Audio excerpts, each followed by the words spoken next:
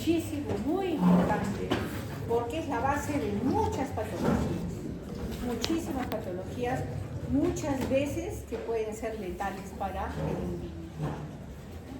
Al hablar de trastornos hemodinámicos, en equilibrio así, en general, estos trastornos hemodinámicos implican dos cosas importantes.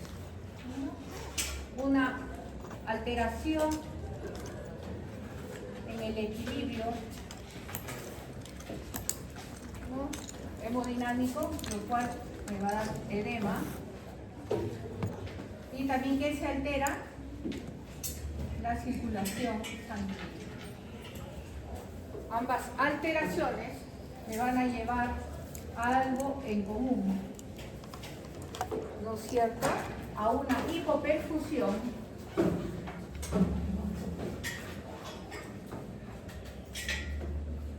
de la célula, y esa como consecuencia me va a producir un daño celular.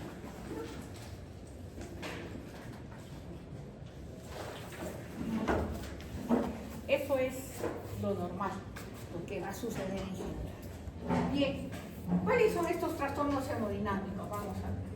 Todos los trastornos hemodinámicos que va a haber, ¿no?, que hay una alteración en el equilibrio hemodinámico, en la circulación sanguínea, que va a ser hipoperfusión. ¿Qué me lleva a la hipoperfusión? ¿Qué es hipoperfusión? Fuerte. Disminución del oxígeno a la célula.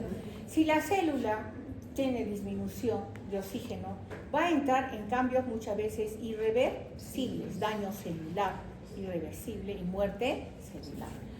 Todos estos trastornos hemodinámicos, bueno, todos ellos son, por ejemplo, la congestión, ¿no?, ya hemos visto algo de ello, el edema. ¿Qué más? ¿Algún otro trastorno hemodinámico? Trombosis. ¿Qué más? Hemorragia, ¿no es cierto? ¿Qué más? Embolia. Esa trombosis tiene que ver con esta embolia, ¿ya? Para que la veamos. ¿Qué más?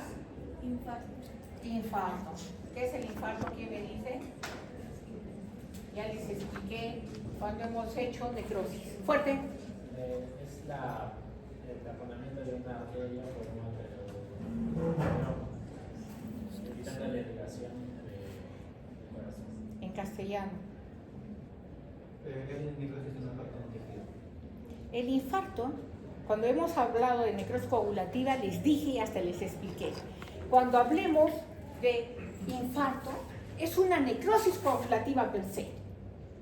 ¿Listo? Solo que, por ejemplo, si el infarto ha sido pulmonar, no voy a decir es una necrosis coagulativa pulmonar. El infarto es con órganos y sistemas, el término. ¿Está bien? Entonces, ¿qué es infarto? Es necrosis coagulativa en un órgano o en un sistema. Por ejemplo, un infarto intestinal. ¿Está bien? ¿Hay qué cosa? Necrosis coagulativa, que es del intestino. Un infarto al miocardio. Necrosis coagulativa del corazón, ya sea difuso, focal, como quieran ver. Hay un infarto esplénico, necrosis coagulativa del vaso. Un infarto renal. ¿Se dan cuenta? Les expliqué cuando hablamos de necrosis coagulativa que va a estar presente en todo momento. Que era el infarto, inclusive les expliqué que había un incendio acá, se quemaba todo, pero quedaban los muros y las estructuras. Eso es lo que caracteriza la necrosis coagulativa.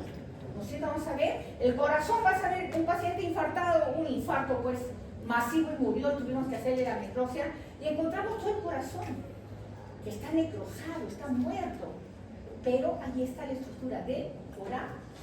Esa es la peculiaridad, ¿no es cierto?, del infarto. Son detalles que les debe dejar en la información, por favor, si no estamos mal. Entonces vamos a ver, pero en conclusión, eso es todo lo que vas a ver acá en trastornos hemodinámicos. Y también vamos a ver una primera parte de neoplasia, según la programación, ¿no? Pero eso lo vamos a tocar con tranquilidad, pero ahorita ver cómo está relacionado, ¿no? Cuando hablamos de un infarto es lo que más quizá vamos a hablar. Y mira cómo uno está encadenado con el otro, por acá. Resulta, es un paciente vamos a ver una mujer que tiene 96 años, está postrada en cama, ¿no es cierto? Y se levanta muy poco. Y de pronto tiene un dolor terrible en el pecho, tiene dificultad respiratoria y la familia la lleva por emergencia, ¿no? Entonces toma la presión, entra por trauma shock, pero el antecedente importante de esta señora es primero que está pasiva en cama. Y el otro antecedente importante que jala es que tuvo, ¿qué cosa? Varices, miembros inferiores. ¿Ok? Eso es importante. Pero bueno, la cuidan a la señora y todo eso, y entra, le hacen RCP, hacen todo y fallece. Vamos a analizar eso. Bien. Entonces acá vamos a ponerle a la virgencita que me disculpe, los miembros inferiores. Vamos. Más que mujercita, vamos a ver qué es lo más frecuente. ¿Qué tenemos acá? En estos miembros inferiores lo más frecuente es que el vaso, no los vasos por la posición, por la actividad y todo eso, haya qué cosa, es éstasis, ¿no es cierto? Haya qué cosa, que ese circuito, ese que va fluyendo en cualquier lugar, se encharca, se enlentece, eso es éstasis. ¿Está bien? ¿Y por qué? Porque hay una dilatación. Varicosa acá, otra por acá, y vamos a ponerle otra por acá. Y esto hace que el fluido que debe ser a una determinada velocidad, etcétera, etcétera, disminuya porque eso se deriva acá y disminuye la velocidad. ¿Listo? Ese antecedente es muy importante. Entonces, analicemos un poco más. La señora estuvo mucho tiempo echada, la señora no le hacían los masajes, la rotación que vimos que tenían que hacerle para evitar, ¿qué cosa? ¿Qué cosa teníamos que evitar en un paciente que estaba postrado en cama? La escara. También lo hemos visto. Y bien, entonces resulta, ¿no es cierto?, que este encharcamiento es una de las primeras formas que va a producir, ¿no es cierto?, que este torrente sanguíneo que va en esta circulación, o que va acá, o que va así, se desvíe para acá y para allá, y va a producir una cosa, alteración, ¿no?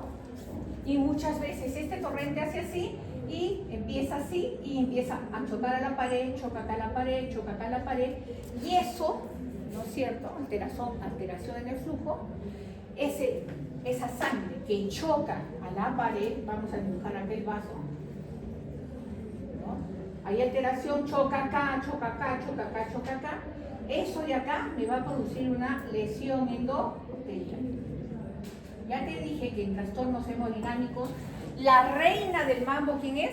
La célula endotelial. Lesiona la célula endotelial, lesiona y expone su matriz extracelular, ¿no?, a este torrente, ¿no? Y lo primero que va a hacer, y eso es fisiología pura, bioquímica, todo lo que quiera, y va a solicitar acá, ¿qué cosa? La agregación plaquetaria. Agrega, si tú tienes bien tu coagulación y todo, llega ahí, y esto dependiendo del tipo de lesión, ya te he dicho, todo va a depender de la magnitud del compromiso. Entonces se forma un coágulo, reabsorbe lesión y no hay ningún problema.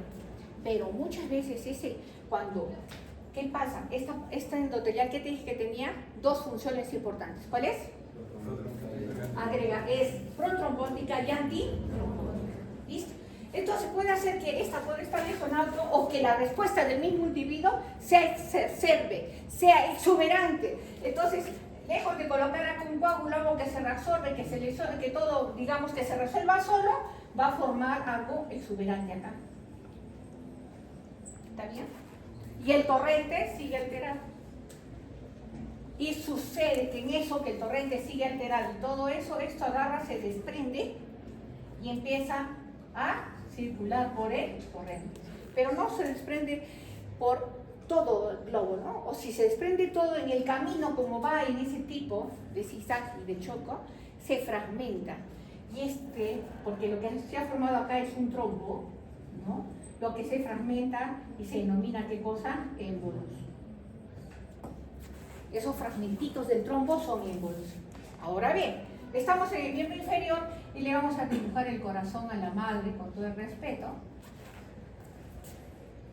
Y este émbolo o este fragmento de trombo va a llegar hasta donde el calibre del vaso le permita, ¿sí o no? Si es un tamaño chiquito, va a llegar. Si es grande, llega con un calibre y pues es algo pequeñito para suerte de esa paciente, digamos, ¿no?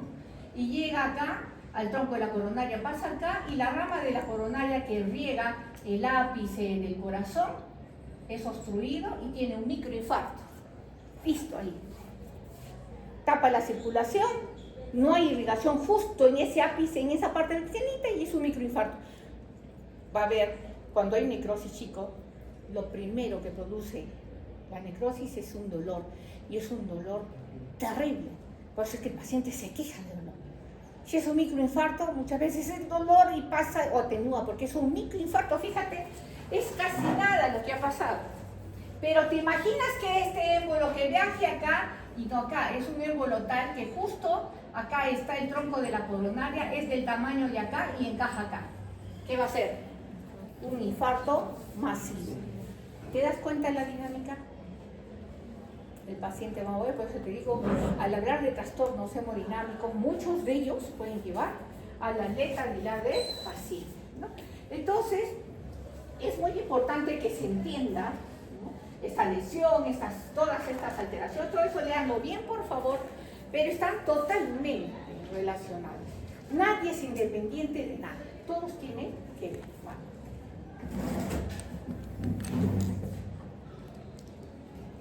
Entonces, hemos visto que uno, ¿no es cierto?, es alteración de la circulación sanguínea y del equilibrio, ¿no?, el hidroelectrolítico. Entonces, lo primero que vamos a ver es edemas y derrames.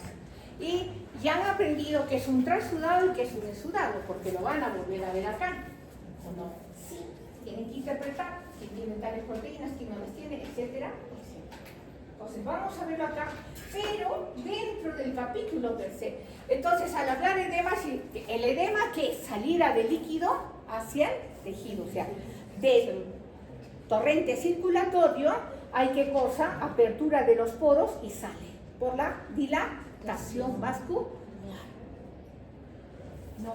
Entonces, mire, hay aumento en la presión hidrostática y reducción de la presión osmótica. Eso les debe quedar bien claro, ¿no? Aumenta esta presión hidrostática y disminuye la presión osmótica.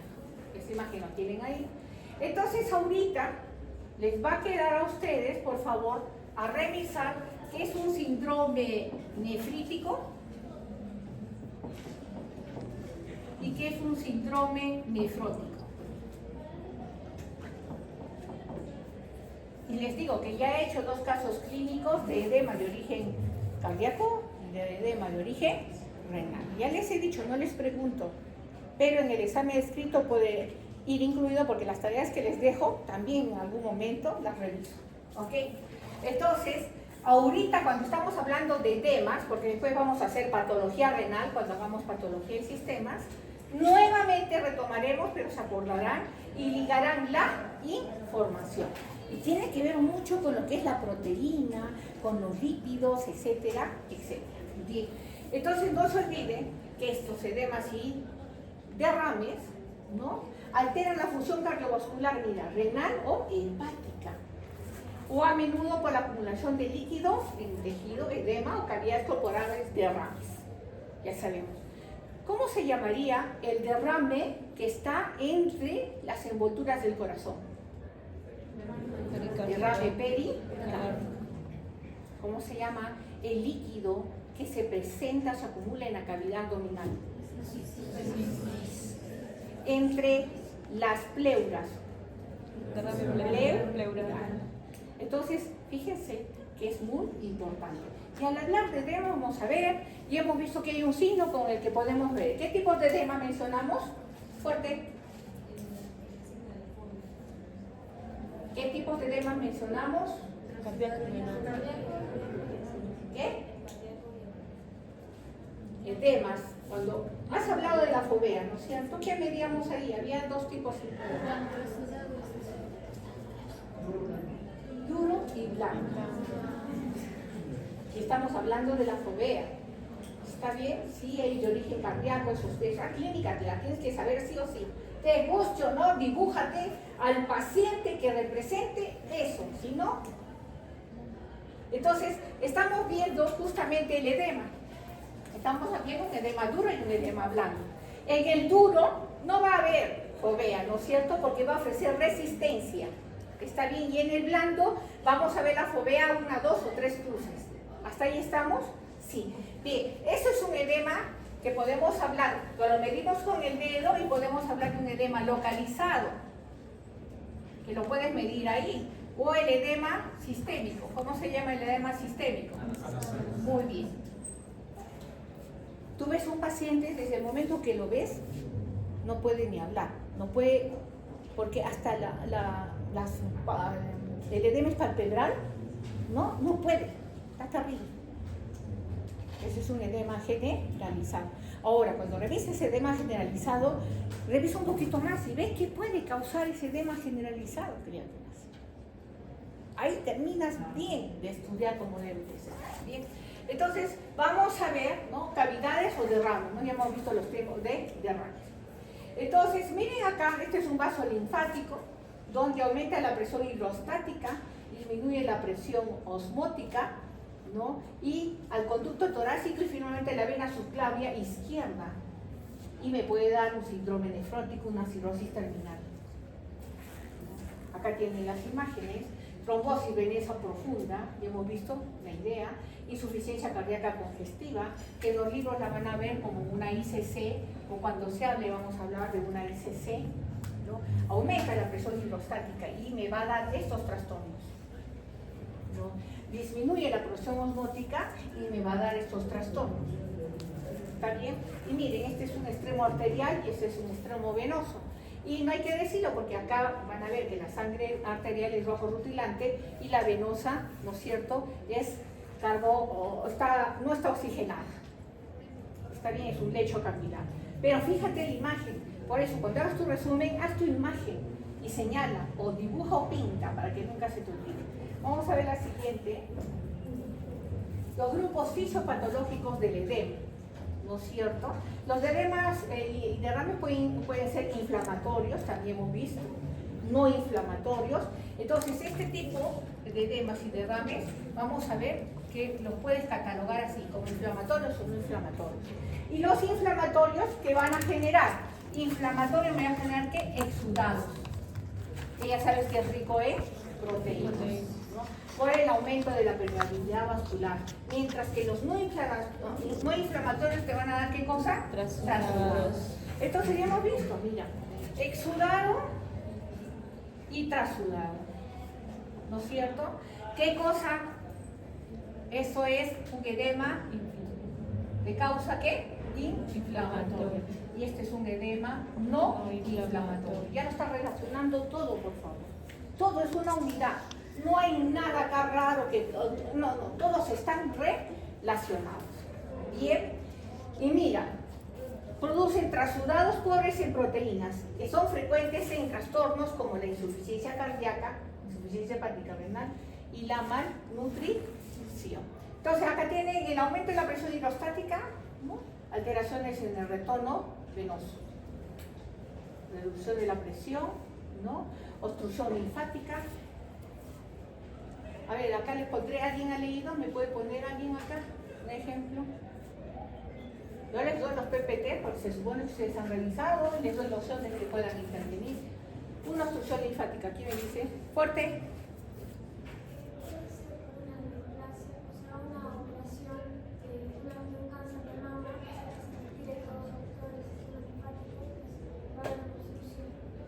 Claro, está muy bien. ¿Por qué? Porque el cáncer de mama, vamos acá, esta es la axila de la mujer, ¿no es cierto? Acá está la glándula mamaria y todo lo que va a comprometer es acá. Listo.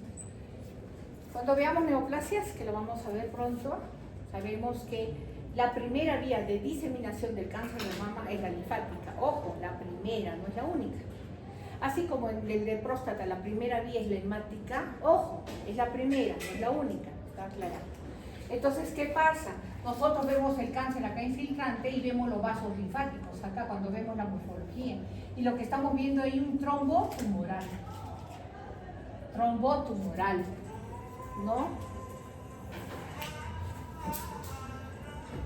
Disculpen la anatomía, dime allí.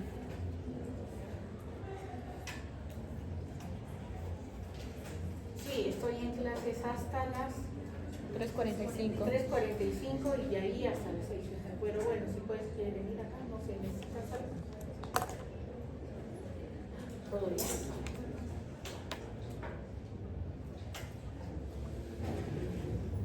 Estoy en clase, pero vete, esto es de 205, ya pienso. No llevan el dato, ¿no? Bien, entonces miren acá que esta obstrucción linfática se va a dar por un trombo tumoral. Eso yo he asumido por lo que ha dicho la señorita, pero hay otro. Una neoplasia, por ejemplo. Mira, en la cavidad abdominal, aquí está tu ombligo, ¿no es cierto? Listo. Ya. Miren acá, ¿qué tenemos? ¿Quién irriga al intestino? ¿Cómo se llama? Tronco de la mesenteria. ¿Listo? Da la casualidad que por esa zona hay un tumor, a ver, acá está el páncreas, acá está el esto, ya, un tumor en, pues, ¿qué les digo? En el duodeno, por ahí. Aquí está el páncreas, ¿no? Acá está el tumor. Y el tumor crece. Tiene un crecimiento expansivo, es lo primero que da, porque puede expandirse. Y por el tamaño del tumor va a agarrar y va a colapsar el tronco de la mesentérica. Y da la casualidad que el paciente viene con un dolor terrible, pálido y todo eso entra por obstrucción, ¿no?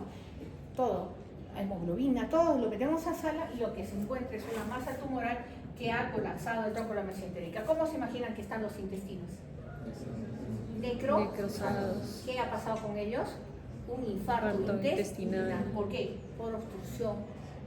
Tumoral. Mira qué bonito, ¿no? Sí, increíble, ¿no? Ya qué bonito, qué barbaridad la autora. No, bonito porque aprendes a relacionar qué ha podido causar eso. ¿Te das cuenta? Entonces, una neoplasia puede producirse así. Una trombosis tumoral también. Entonces, a eso se refiere. Ahora, posquirúrgica, posradiación, sí. ¿Cómo podría ser posradiación? ¿Quién me dice? Chicos, yo me di el trabajo de revisar cómo hacían la radioterapia, ¿no? Tantos pacientes y tantas cosas. El físico planifica, hace su planificación dónde va a disparar la radiación, ¿no? Y más lo que demora la paciente la meten, tiene su protector, o sea, se elabora algo especial para la paciente, suponiendo que sea un tumor abdominal. Entran, ya está todo protegido, solo irradiar. Más lo que demora, que lo cambien, que lo eches en panilla, lo pones y todo eso y cambia y se fa. Así es, porque es así. Entonces, esa radiación también puede producir, ¿qué cosa? Una obstrucción. ¿De qué manera? ¿Quién me dice? Porque ya hemos visto inflamación y hemos visto reparación. ¿Edema de extremidades? Sí, eso te va a producir edema de extremidades. Pero, ¿cómo, no es cierto? La obstrucción linfática por radiación, ¿cómo sería el proceso? No hay edema de extremidades.